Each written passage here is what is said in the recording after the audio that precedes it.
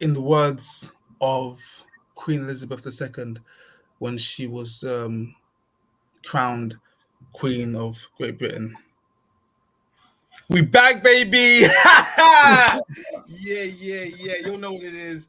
It's your boy Wrong and Strong, and today I'm joined currently by two people, soon to be three. To my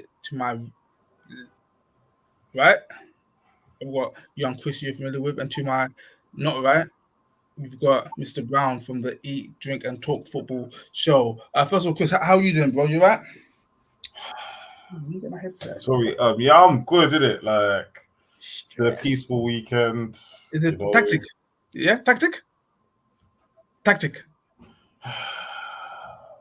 You look very stressed. You did tactic? Yes, tactic. It's been a tactical weekend. Tactic, of course, tactic. Yes. A teachable weekend. Tactic. And you, Mr. Brown, how's it going, brother? All good, my bro. All good for my bro. Thanks for having me on still, man. Oh, 1 minute. I've got Mo here now. Bear with me. Mo. Perfect timing. We literally just started the show. I need to zoom out. Please, because this is my camera. There we go. Handsome as ever. What's going on, people? How is everybody? All good, my bro. Too bad, not too bad. Mo's actually joining us all the way from Arizona. I'm from Texas. Yes. Same thing.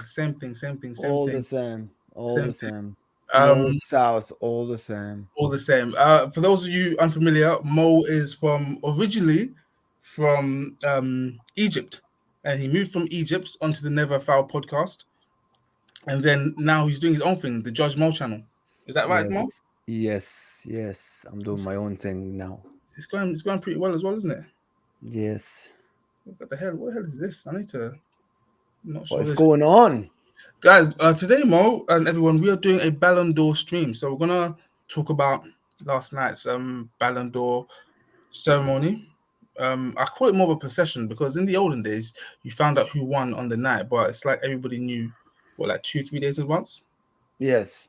How do you feel about that? Well, I actually didn't like it. I don't like it. Oh, it's a mad one. Because if I say it's justified, then as a United fan, it's like you're snaking it because Ronaldo is meant to be your goat. So it's a bit. I feel like I'm in the middle. Like, so you're talking about the fact that Messi won, yeah? Yeah. So if not Messi, then who? I don't understand. It should have been Haaland. It really should have been, but we live in a fairy tale. Well, FIFA or whoever creates these things live in a fairy tale world. So it had to be Messi. Mr. Brown, you look a bit. You agreeing or what was that? I don't know. I feel that Chris. How's that taste cold at your mouth? Saying Haaland, fam. That can't be tasting nice right now, fam. I'll be real.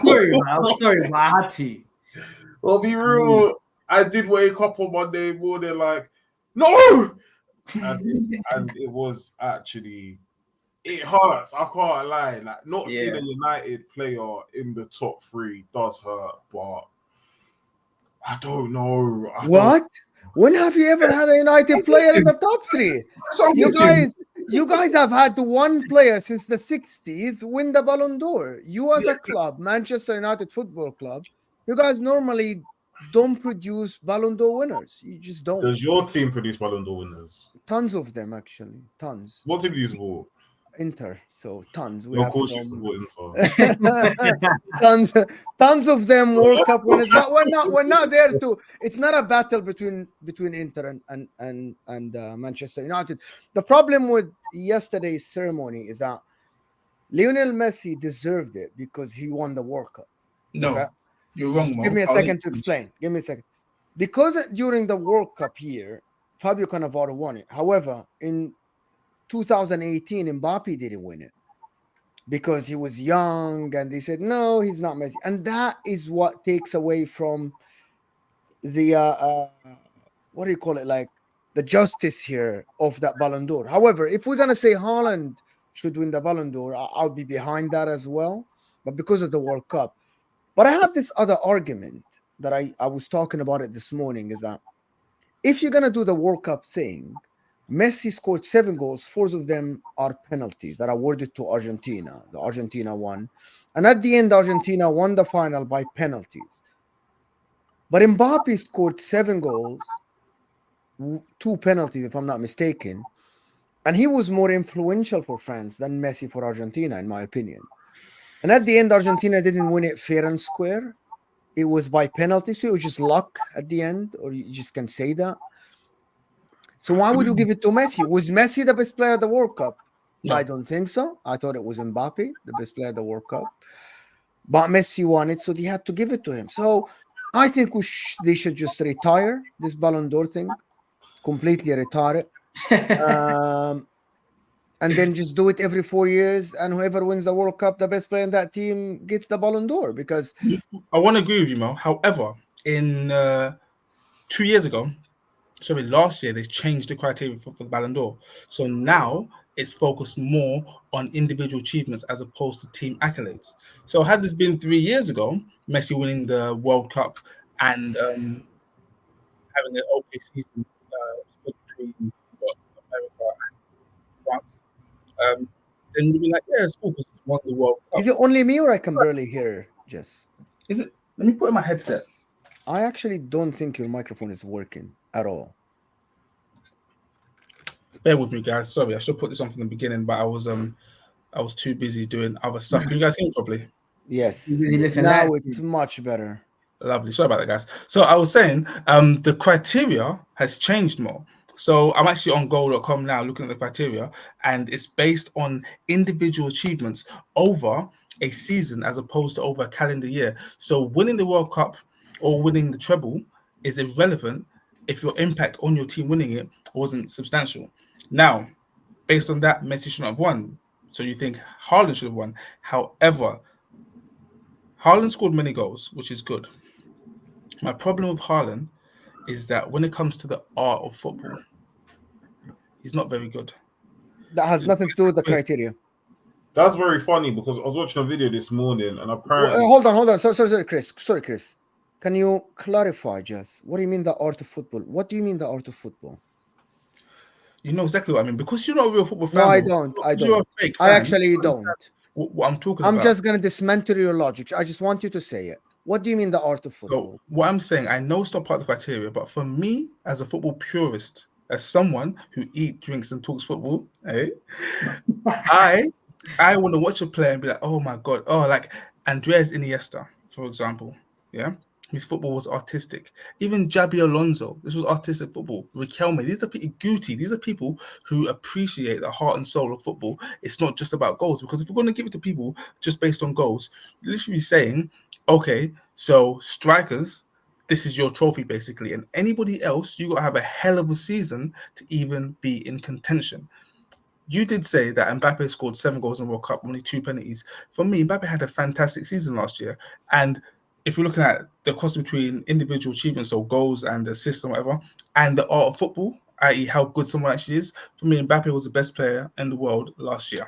But it's not only about that, Jazz, because a defender can be amazing footballer, but he's not as skillful as Adel Tarat or Hatem Ben Arfa. I didn't say skill. I said the art of football. VVD. Erling Haaland himself has an art of being at the right place at the right time. And Gary Lineker said it yesterday. Yes. The hardest thing is to be at the right time, right place, and put the ball in the back of the net. It's not as easy. Otherwise, everyone that plays for Pep Guardiola would have scored 60 goals. That's not true. But if you look at the art of football, like I was saying, the proof is there. Aguero played there, never scored 50 goals. VVD in his prime was a joy to watch, no matter who you supported. Everyone agreed that this was the pinnacle of defending, and that's how he got so high in the Ballon d'Or rankings. Okay, based on how he played. And fair enough, Liverpool won a lot, but he was instrumental. He was very instrumental in that team, and he done it in a style that we loved. Those are my thoughts, guys. But do you think removing Erling Haaland from Manchester City last year, he would have won a treble? But when it came down really to the important moments, was he really needed? Like, he didn't score against Madrid home or away. Yeah, he did go missing on the finals. I'm thinking about this.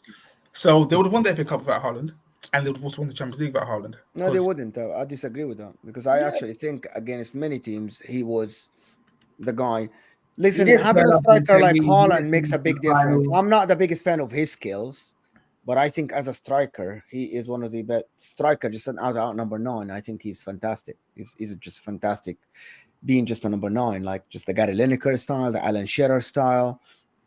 These people, like, they weren't R9, they weren't Zlatan Ibrahimovic, they weren't Samuel Eto'o, but they were just strikers and probably as effective as these other guys. My But you said concern, like Gary Lineker said the hardest thing in football is being in the right place at the right time, and in none of those finals was he at the right place at the right time. We would have scored in them finals, and he didn't score in them finals. So for 100%. me, I agree not with as that. vital. wait, hold on. I've got because I'm not like against or for Haaland, but this recent talk of how players performed in finals, it's like a new football phenomenon. Like Yes, it's like it's a new, something that it's a new Twitter thing. He goes hiding in the final. Oh, what about the rest of the games? yeah, The like season isn't only the final, people. The season Yeah.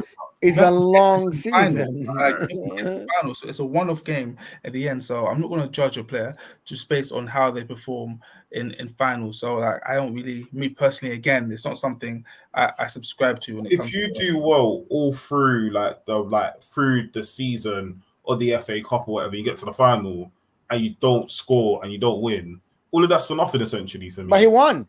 Like He didn't score, but he won. he won, okay, but he won. But we're talking about individual accolades now. You didn't score in any of them finals. So for me, yes, you played well through like all them group stage and whatever. But when we really needed to see, okay, this is what you're on, you weren't on it. Mbappe was. Mbappe produced during the final. So for me, And Mbappe I plays for Paris Mbappe- Saint-Germain. He failed to take them to Champions League final, having Messi there. I think that by itself is a But to sackable say offense. that It's a I'm sackable not, offense. By but to say itself, that having I'm Messi not and look Mbappe on the at same the team and not going to the Champions squads League final that is a sackable that offense. Mbappe is around is a bit fast though. Like to look at that PSG and look at what is going on in that club. Come on, it's a bunch of people. That's not our problem. got See, one youth. now you went off the pitch. Now you're taking it off the pitch. That's not my problem.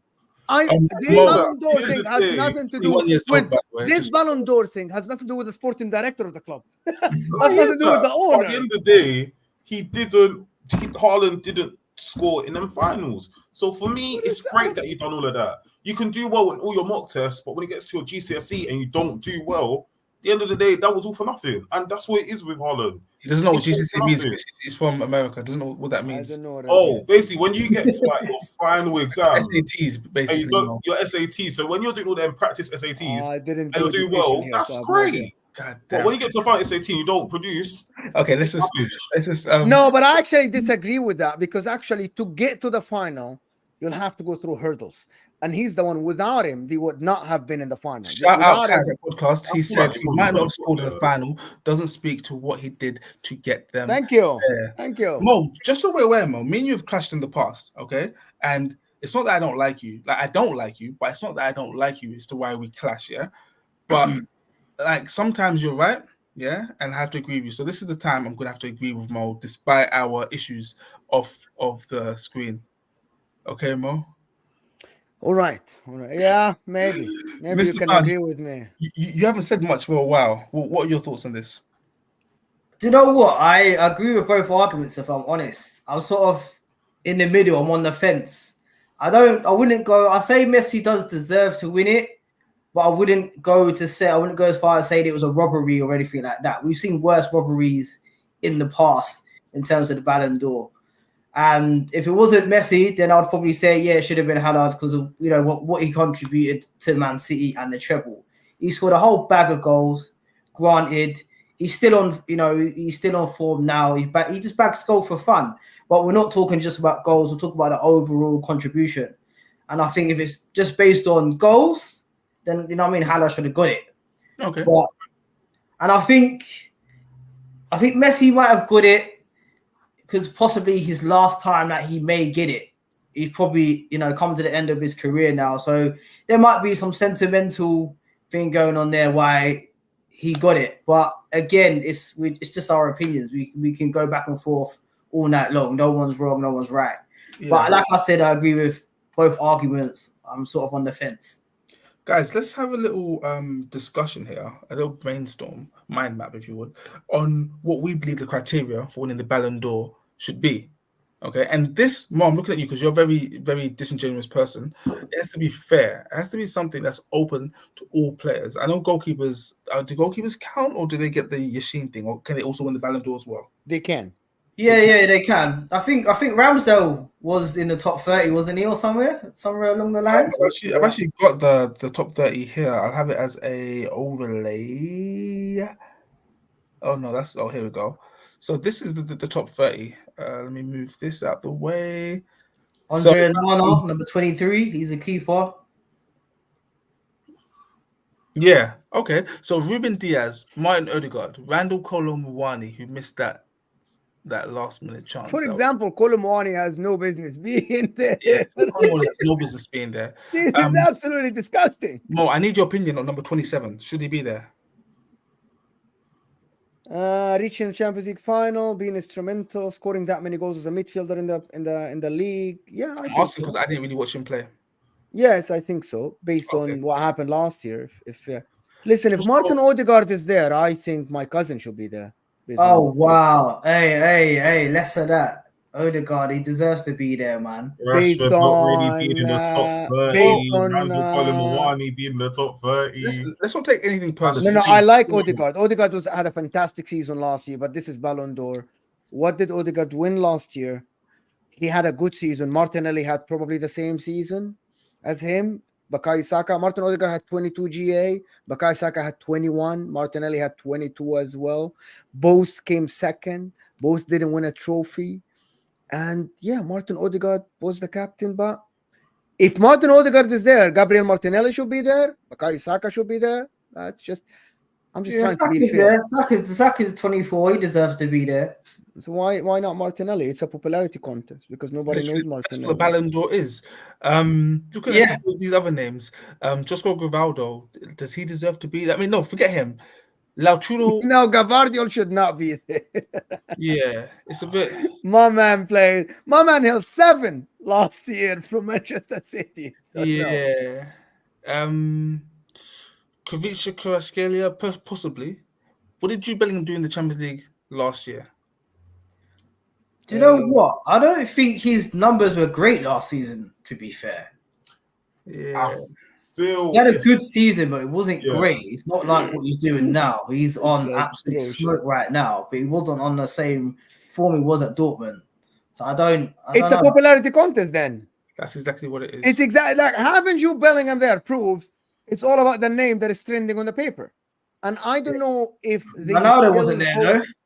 Cristiano CR7 was. Yeah, but he plays for Saudi Arabia, so they can do that, and all the problems that happen. The problem with this thing, and I kept saying that, because in Egypt, I'm just gonna give an example for my country so nobody says I'm biased. 1 year, Mohamed Salah wasn't even in the top 10 or top 7. Someone voted for him from Egypt to win it. And they asked him, is it because Mohamed Salah, I have to vote for him. So that tells you that some of the journalists from whatever countries, and I'm not going to name names because people get offended nowadays when you mention names, they just vote based on the player they know. And that affects the voting weight at the end, right? Like it's all about, oh my God, Lionel Messi won the World Cup. Someone from whatever country, and you know what I'm talking about. You know, the people in the chat, you guys know what I'm talking about. They only watch the World Cup. They barely watch the Premier League. They barely watch European football. They cover the Asian Cup of Nations. They cover the Asian football, for example. And they just vote because it's Lionel Messi. And because Norway didn't make it to the World Cup, they think Haaland is, you scored a lot of goals. So did Mohamed Salah scored a lot of goals as well. So that's what they think. And so at the end, it's about the name that is trending on the paper. Yes, branding's key. I feel like if Rashford didn't have such a poor start to the season, he may have been on that list as well.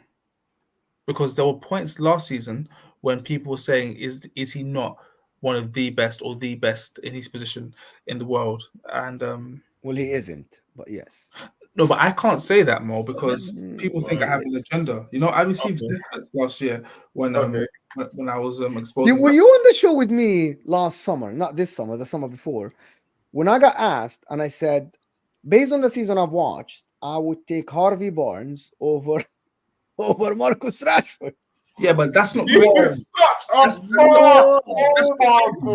a That's not crazy, Mo. But people Hold on, Chris. Inter That in was before the things. season he had this year. I've been watching Harvey Barnes for a while, and I watched Marcus Rashford. I think Marcus Rashford is a moody player. He's got the talent, a lot of talent. But I thought at that time, the difference between Marcus Rashford and Harvey Barnes is a team player. Marcus Rashford is an individual player, that everything has to go around him to work. And this is why he had, and I ate my word. Listen, I look like a fool at the end when he scored all these goals last year, right? But again, it goes again. Marcus Rashford, one season up, one season down. Harvey Barnes is injured, so we'll never know. He was going to play for Newcastle. It's the same thing when I said James Maddison in the summer before they play, so that's not reactionary. James Maddison, I would take him over Odegaard. You're crazy. I said that in the football terrace, and people called me nuts. That's not wild though, Mo. If you're watching football, these are not wild things. People thought, bro, I got labeled. Not watching football. People told me to stick to Serie A. You don't watch the Premier, even though I watch every game. Syria, you're not from Syria. You're from Egypt. That's racist. Because I support Inter, so that's the thing. I said Syria, not Syria. Marcus Rashford should not be there. Anyway, long story short, Marcus Rashford should not take 5 minutes of our time because he's not worthy. I want to talk about Rashford. There's been 2 occasions in his career that he scored 17 goals in the league. The first time was during that coronavirus season, 1920. And the second time was last season when he had that purple patch. And when I said it was a purple patch, I got laughed off the internet. I had to move house. That's why I live here now. I've moved here recently. Guys, let's move on. Before we move on, I'm gonna address some comments. I'll go from the bottom up. Baz David said, hold up, is that Lawrence? Long time. Where? No? Yes, Baz, what's going on, bro? Oh, Lawrence. Oh shit, sorry, bro. I didn't. Leo said, let's be honest, individual accolades in a team sport is kind of silly, not including obvious ones like the golden boot / glove. That's true, actually. Individual accolades in a team sport is kind of silly. Does tennis have like a Ballon 10? No, because it's ranked all the time. Because the ranking is happening on the fly, so they don't need to have that. You don't need to. Yeah. so you just know who's number one. You know now who's number one, who's number two. And so that's the thing. Temersagan Agawaga 11 said, tennis goes by the money, you know that, right? At the end of the year, who won the most money? Yeah, because you got to win the most tournaments to win the most money. Or go further in more tournaments than the others. Fans should vote who wins. This is dangerous because some people are disingenuous. Like Chris, for example, will just vote for McTominay, and Muhammad Salah will win. That's the thing. Like there's 120 million Egyptians. They will all win. I think Victor Osimhen would technically win. You know, if we're going off the numbers of people, Victor Osimhen would win. All the Arabs will vote. The Ghanaians will not vote for Victor Osimhen. They don't like him. They wouldn't. But all the Arab world will vote for.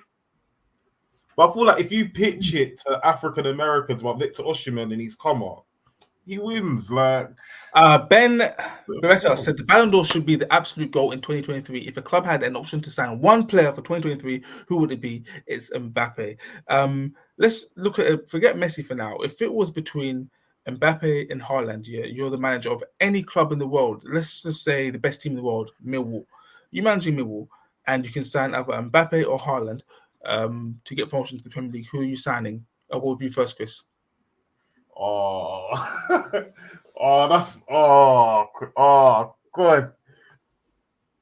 Mbappe, like I like Mbappe, but I've seen Haaland score like a lot of goals in shit teams. So probably gonna have to say Haaland. Okay, Mr. Brown. I'm gonna go for Mbappe. You know. I think he tends to turn up on the big stage a bit more than Haaland does. When it really matters, like what he carried, France through that final, through that tournament, and he's been doing it for a minute, not just last season. So I'd take Mbappe if I had to pick one. And Mo? I just don't like Mbappe as a person, so I'll just sign Haaland. Black people or just. It's feeling that way still. I just feel he's a guy that is greedy. I don't think he cares about movie football. vibes from Do the Right Thing. I don't like him as a person, but as a football player, he's better than Erling Haaland. So Right, that's you know him personally. You don't like him as a person, yeah. All right. the way he talks, the way he acts in the club, the way he articulate business. But if The you way got that amount of power, you'd act the same way too. Like anybody would, like essentially. I don't think there's a person on earth who wouldn't act the way Mbappe does if they were his age and got to the position he's in. you're justifying it. That doesn't make it right, though. It doesn't make it right, but you would act the same way. Like we would, anybody. You accuse me of my parents didn't raise me well, but that's not Well, true. I'll be honest, yeah, your attitude stinks already. That's not and true, you know nobody, Chris. so I could You imagine. you just said that I would do the same, but my parents raised me better than his parents. This was a. This Well, was. we find out his parents now. This is literally you just said that my parents didn't raise me well, and I would act the same. No, I wouldn't. That's crazy. So guys, this was I think you wanted to discuss earlier, which I should have had this up before. So earlier on, I showed the list of the top 30 players. Whoops, not that. This. So does making the top 30 make you world class? Is what I want to know, because the top 10 are world class. No, yeah. I don't know what you define world class. For me, world class is the third thing after generational. This is just my thing. Like, I don't think these are all world class. I think some of them are just only elite, not world class, which is for me is the fourth thing. Like for me, there is greatest of all time. I'll put 2 players there. There is generational, which is one or twice in a generation, and the examples of Zidane, R9, Pirlo. Alonso. Mo, quick question, just out of interest. Who in that top 10 would you say is not world class? In that top 10, who would you say doesn't deserve Julian Alvarez.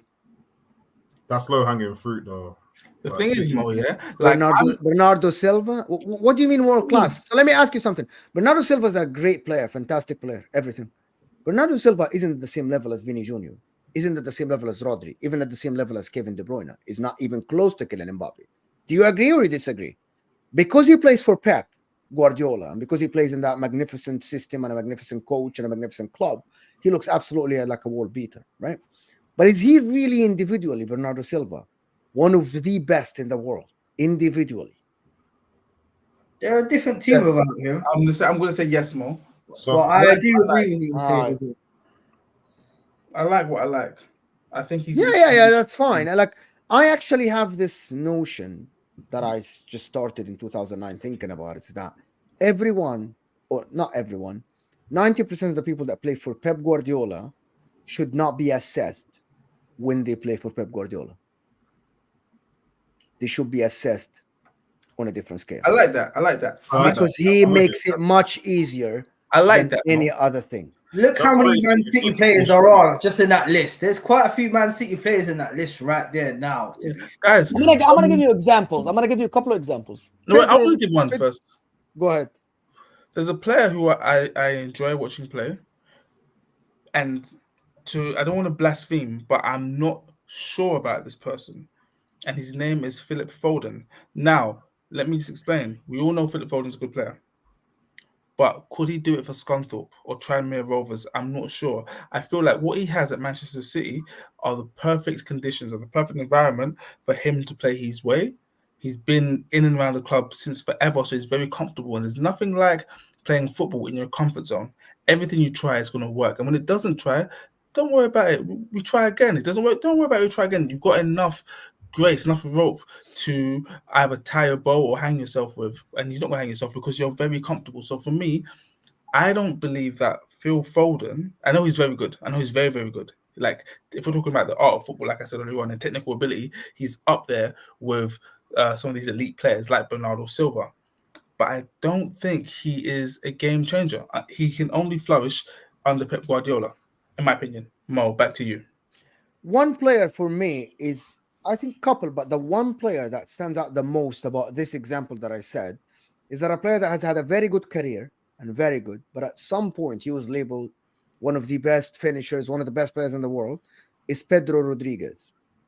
Pedro Rodriguez at Barcelona 2009 was a fantastic player, excellent. When he left and went to Chelsea, he was still a good player, a top quality player. But he was similar to Willian. He wasn't even superior to Willian. But because of that 2009 team under Pep, it was fantastic. He looked like a world beater. He looked like, wow, what a player. That's what Pep Guardiola does. He gets a 7 out of 10 player, makes him look like a 9 every game because the system makes it easy. Defenders. Gerard Piqué, for me, was not one of the top 50 defenders in the history of football. But because he played for a team that concedes only, just hear me out about this, that doesn't concede a lot of chances, right? The possibility of him defending one-on-ones and the possibility of him reading the game is very low because they had the ball all the time. He had much better players in front of him. And that's why Gerard Piqué for me was just good. He wasn't world class ever. He's not Van Dijk. He's not John Terry. He doesn't look like Ricardo Carvalho. Someone like Ricardo Carvalho as well is someone who's fantastic. Gerard Piqué isn't at that caliber, but he looked and he had the career and people talked about him as one of the greats, right?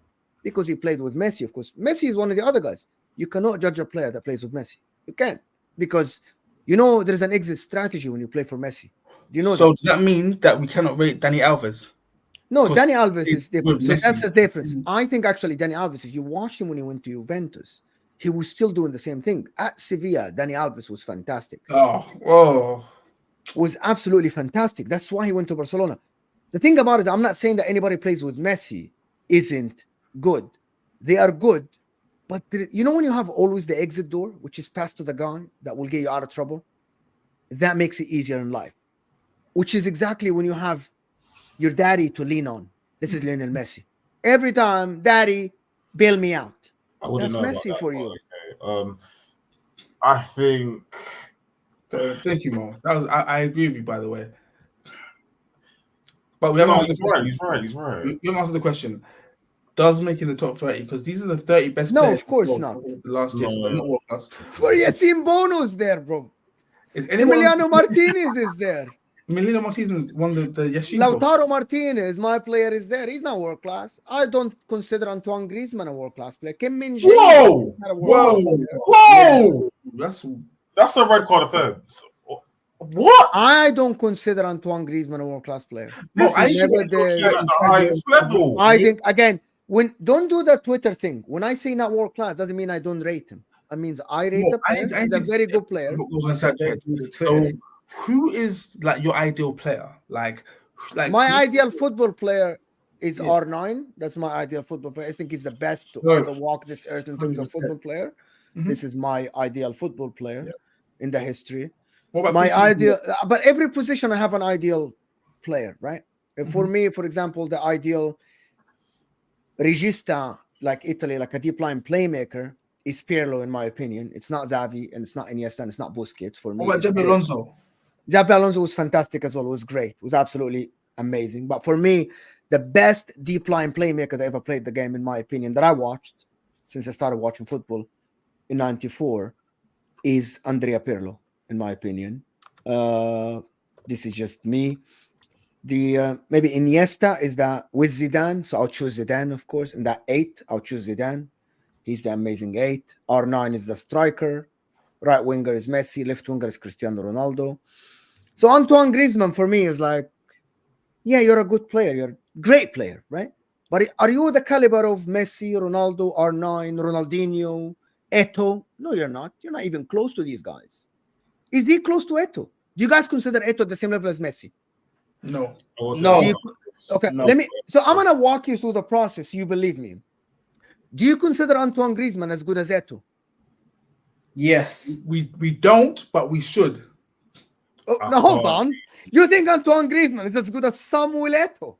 I'm going to say yes because the God. Black bias is a very strong bias. We look at Eto'o, he's one of our brothers. That's Uncle Eto'o. Okay. But if we actually dissect Griezmann, well, I'm Egyptian. We don't see the color thing, so it's different. Living in London, you see. Because I have a cousin that is black and I have a cousin that is white. That's so generous. It's just to say that. Who's your favorite? Because we're mixed. Which one do you like more? Which one do you like more?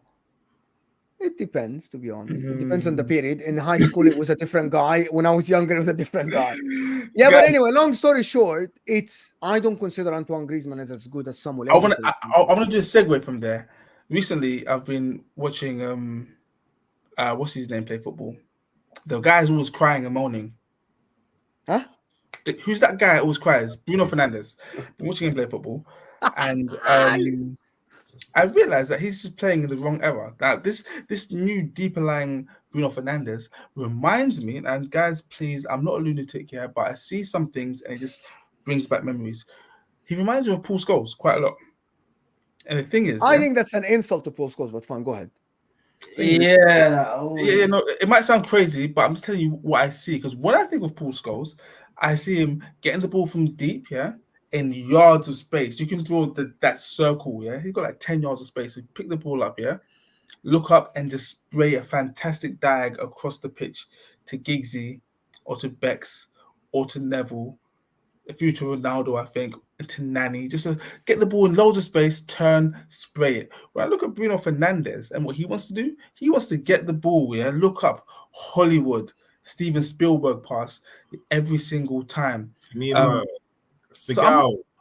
Steven Seagal, this is what he's trying to do. So I look at these two players and I think that they're quite similar in what they bring to the team. Like, none of them are great dribblers, okay? But when it comes to ball striking, the eliteness of their ball striking is on a whole nother plateau of eliteness. So I look at them and I see that's their two main attributes. So maybe Bruno Fernandes would be appreciated if he was playing Paul Scholes this time, okay? But I don't rate Bruno Fernandes.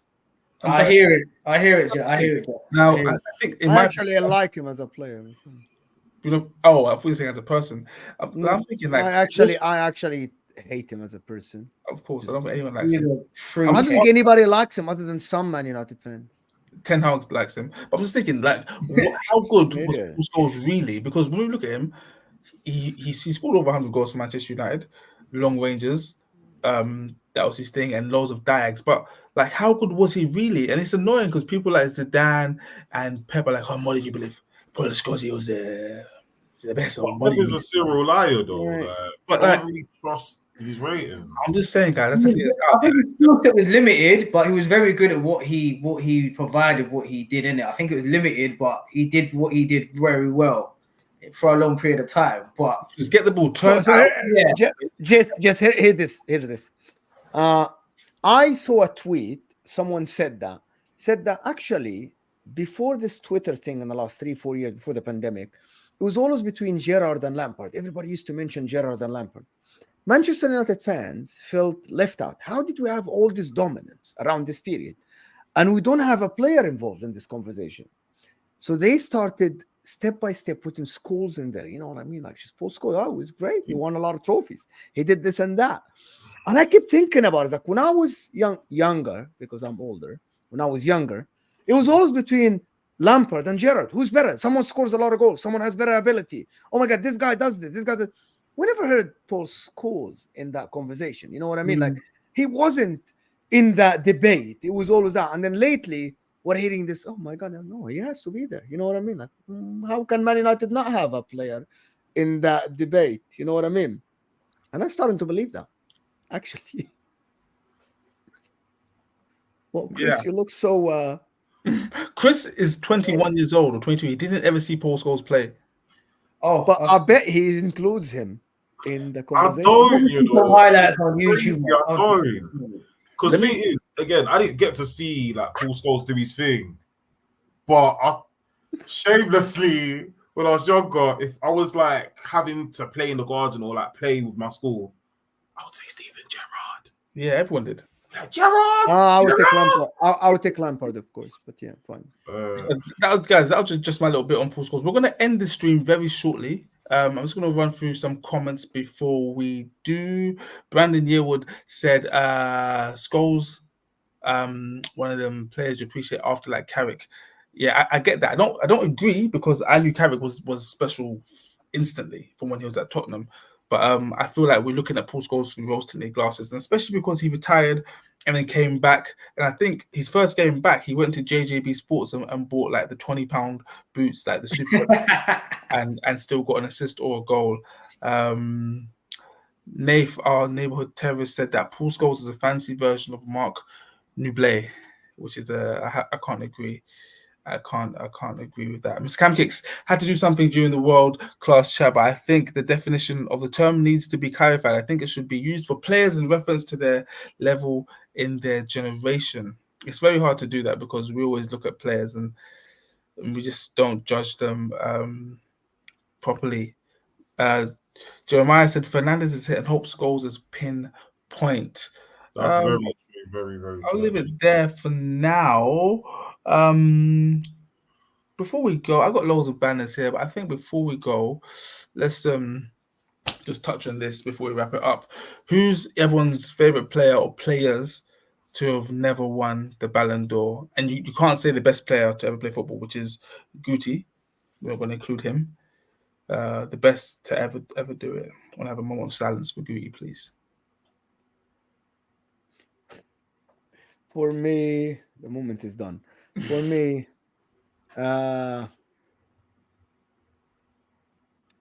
actually just recent era than because you cannot have any. It's more Mohamed Salah for me. Like he has to be included, him or Eden Hazard, in my opinion. But Mohamed Salah won the Champions League, so Henry as well, of course. Yes, yeah, I was thinking Thierry Henry. I was thinking, yeah, the Pavel Nedved thing was kind of weird. Yeah, that was really weird. Mad. It was 2004, right? Like it was very strange. I don't know why. Double the amount of his goals. There we go. You guys, this is the answer. I was waiting for this. Luis Suarez. Oh, that's a shout. So hold on. Oh, but, you know what I mean? Thierry Henry is an amazing forward, one of the best we've seen. But if you're gonna choose between whoever didn't win it, are you gonna say if you have to choose one of them now to give the Ballon d'Or, is it Henry or is it Luis Suarez? Luis Suarez all day as an Arsenal fan. What is this? Jess, we're gonna talk about this one off the camera. I don't agree with that. It's either for me, it's either Rooney or it's got to be Ibrahimovic. But between Rooney or Ibrahimovic for me, fuck Ibrahimovic. No, it's not. Why would Ibrahimovic win the freaking thing? Ibrahimovic left Inter, went to Barcelona, got benched, went to Milan, won the league, then went to do all the rest of his legacy in PSG, went to America. Okay, for me, Man United. What? You're forgetting United, what it's called. He won the Europa League, being injured and having an ACL. Fantastic career at Man United. What a legend at Man United, Zlatan Ibrahimovic. I mean, one more. I mean, he done his thing at United. I can't lie. What do you mean he done his thing? Lukaku done his thing. Lukaku scored 18 goals. Would you give it to Lukaku then? And what did he do the season after? Like, what did Ibrahimovic do? He got injured. Just went to Inter and now you guys blow whistles every time you see him. Like, sounds like something the Fat Joe video. Like, I didn't like Ibrahimovic when he was at Inter. I actually think that in 2009 we got knocked out from Manchester United because we relied on a statue, which is Ibrahimovic. We thought we have the best player in the world, and he didn't turn up against Man United, home and away, and we lost in 2008. And he's like, I'm the best player in the world. Okay, why didn't you show up against Man United? It just feels like a lot of John O'Shea and Wes Brown dunked on him. John O'Shea and Wes Brown dunked. It feels like resentment. I feel like there's resentment here. Right? It just feels like resentment. I don't like the guy. I don't like him. Yes. We can tell. It feels like a Tottenham Sol Campbell kind of thing. Like, the reason why I vote for Suarez as the best player to never win the Ballon d'Or, aside from the fact that he's a super racist and I thrive with negativity, so it aligns with everything I stand for, is that he done it at a time when Messi and Ronaldo, he was the best player in a time when Messi, Ronaldo, and Neymar were all in their prime. And in my opinion, at that time there, he was better than them. And that's a very fair argument, to be honest. And very fair I'm also doing some backdating because of all the goals he scored against Norwich. It's a very good argument, to be honest. But anytime I think of Suarez, I just think about him dropping, was it David Luiz? And he just bends it straight against PSG. Nutmeg him and then put it in the top. Nutmeg when his legs were closed. I've never seen a nutmeg when your leg is closed. This is exactly what Caleb G said, Mo, thoughts on Marcus Thuram? Best free signing in the world at the moment. You think he's good? He's very good. I think he's horrible, man. He way, actually surprised me.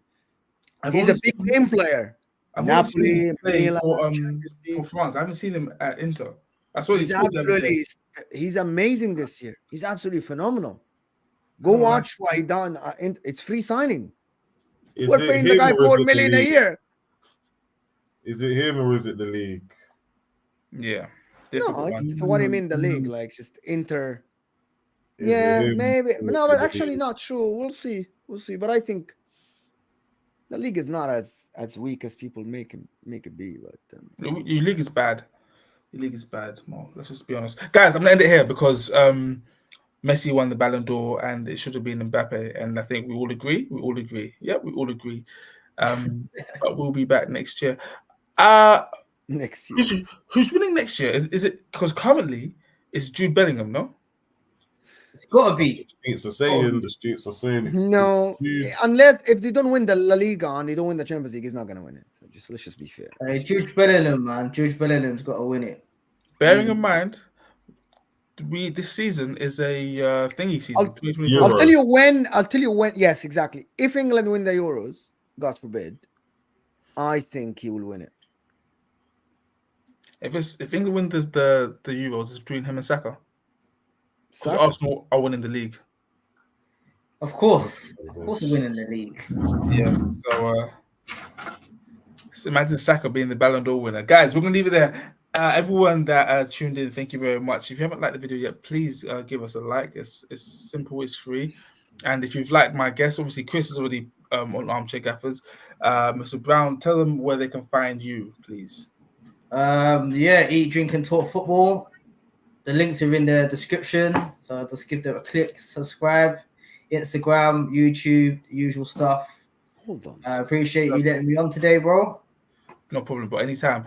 And Mo, again, where can they find you apart from like on the streets begging for? Just Footy Judge Mo now. I'm not part of Never a Foul anymore. Oh, you're not part of Never Foul anymore. No, I'm not. So I'm only doing Footy Judgment. Description. He said he's tired of fast conversation. So what? We can get you in a free transfer, yeah? No, he's doing his own thing. I do my own channel now, Footy Judge Mo. Oh, that's crazy. Is it like a Johnny Evans like training and then we're signing you in the car park? Like sign a contract on my back kind of thing. Oh, no, that's crazy. And guys, sorry, Baz David, don't do this to us, Dragon Lord. I don't know what you're talking about. You're talking about going. I need to go. It's late. Like I'm usually asleep by now. People, you may have noticed that I wasn't on Armchair Gaffers for a while. I was actually in rehab. What? I wasn't in rehab. I just couldn't be bothered. But I'm back now. I'm going to be doing live streams at least twice a week, and I'm back on the podcast. Here? I'm back on the podcast this Monday. Back in the studio. Normal service resuming as normal. And don't worry, SB, Dan, and Scorcher are still knocking about as well. So yeah, thank you again, guys. I'm not good at closing things out, so I'm just gonna end the stream.